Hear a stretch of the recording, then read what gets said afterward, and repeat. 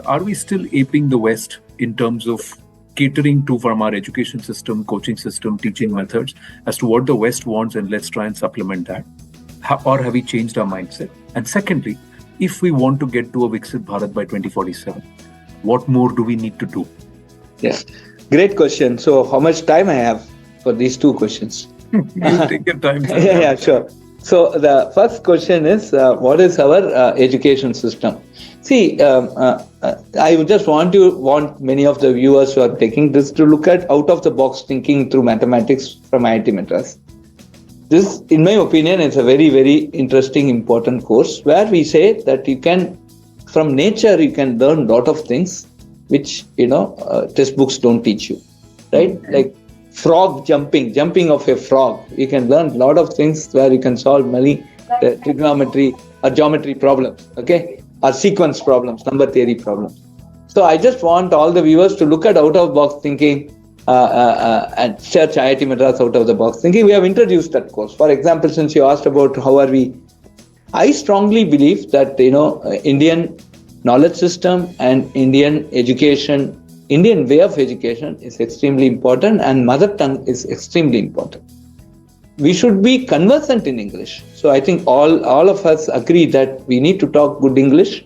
We need to be, we need to be comfortable in communicating in English. But the learning should is in the mother tongue. It is much more expressive, right? In many times when we get a bit more josh, even in this conversation, you see, we would have moved to Tamil. Okay? Yeah, moved to Tamil, correct. Yeah. So. That emotion comes in Tamil only. The emotion comes only in. So if somebody hits, you don't say mother, right? Amma, that's what we say, right? Ma, that's what I'm saying. Somewhere mother tongue plays a very important role.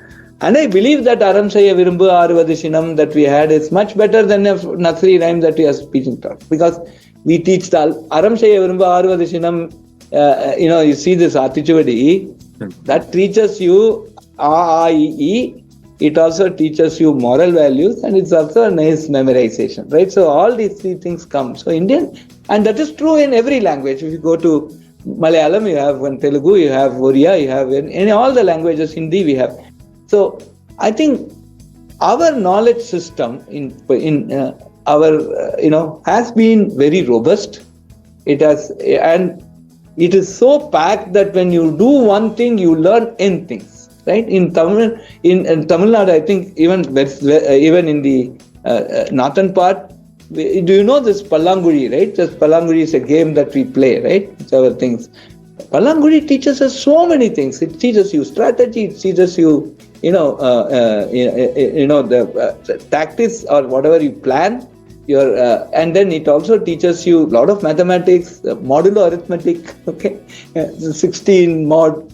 3 times I do, I have 48 years, mod I do, where I learn, remainder theorem, so many things that it teaches you. And so there are some Indian games which can be played, which can be brought into it so that your experience in learning becomes quite beautiful, right? So these are some things, Anand, we are missing in the Macaulay's education series. Okay, so somewhere I strongly believe that we must get the Indian knowledge system in place.